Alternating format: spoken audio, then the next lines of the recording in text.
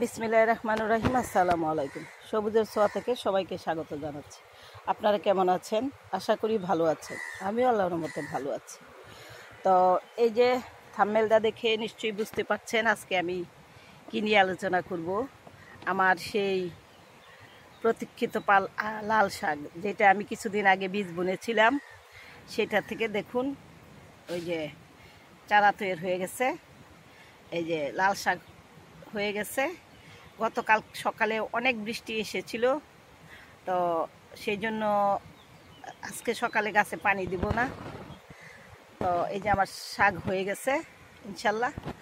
তো প্রতিদিন তো আপনাদের সাথে ভিডিও না করে পারি না, মনে হয় যে অতদিন আপনাদের সাথে কথা হয় না, দেখা হয় না, এরকম একটা অবস্থা হয়। গতকালকে কিন্তু আমি ছাদে আসতে পারিনি, 7:30টায় স্কুলে চলে গিয়েছিলাম, পরীক্ষা চলতেছে। তো এখন সকালবেলা খুব বেশি একটা আসতে পারি না। আজকে কোনো রকমে এসেছি, তাড়াহুড়া করে চলে যাব। তো দেখাই আমার এই দেখুন আমার মিষ্টি কুমড়া গাছ কত বড় বড় হয়েছে, পাতাগুলো কত বড় বড় হয়েছে।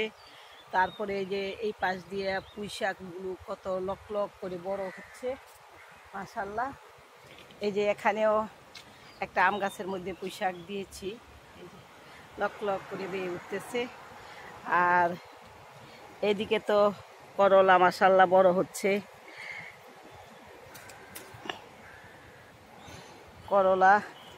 করলাকে হলুদ হয়ে যাচ্ছে, কি কারণে তুলে ফেলতে হবে। 2টা করলা তুলেছি, আরও আছে করলা, কিছু করলা আজকে তুলবো, আপনাদের সাথেও শেয়ার করব।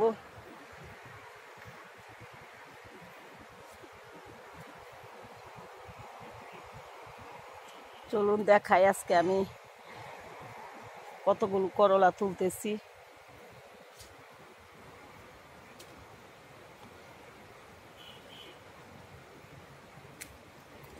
করে যাও কেন। এই যে 3টা করলা তুলেছি, আরও তুলবো। এদিকে আছে,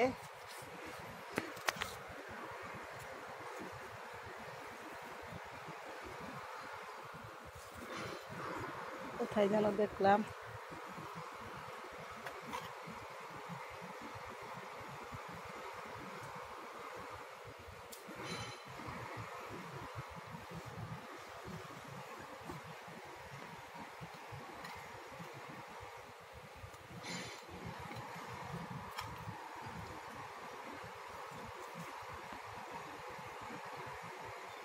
একবেলা ভাজি খাওয়ার মতো হয় করলা। ওই যে আরেকটা আছে বড়।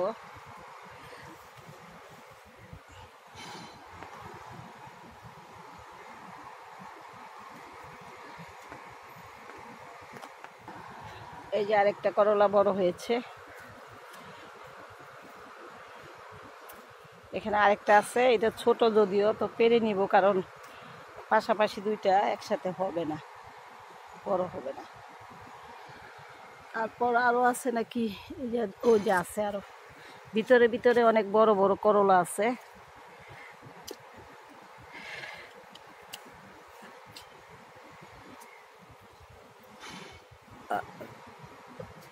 এই যে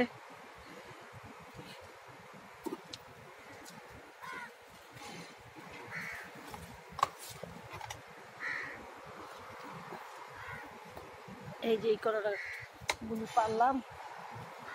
তারপর এই যে দেখুন একটা তরমুজ আমার হয়েছে, এই দিন ফেটে গেছে। এই যে তরমুজ হয়ে ফেটে গেছে, কি করবো, ফেলে দিব, তাছাড়া আর কোনো করার কিছু নেই। আজকে এই কয়টা তো করলা পারলাম।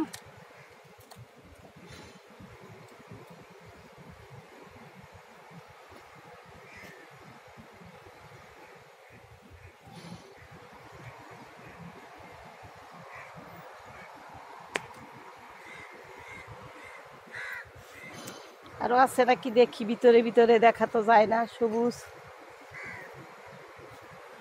যতটুকু পারলাম মোটামুটি একটা ভাজি হয়ে যাবে।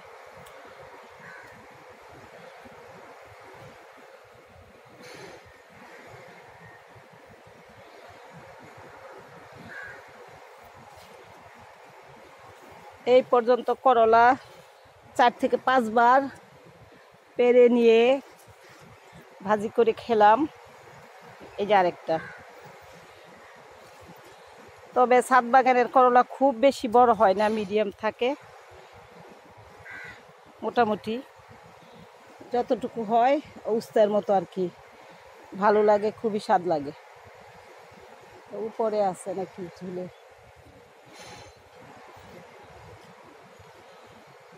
আর বোধ হয় নাই। আচ্ছা ঠিক আছে। তারপর এই যে দেখুন আমার লেবু কিভাবে ধরে আছে, মাশাআল্লাহ। এগুলো আর কিছুদিন পরে বাতি হবে, তুলে নিব।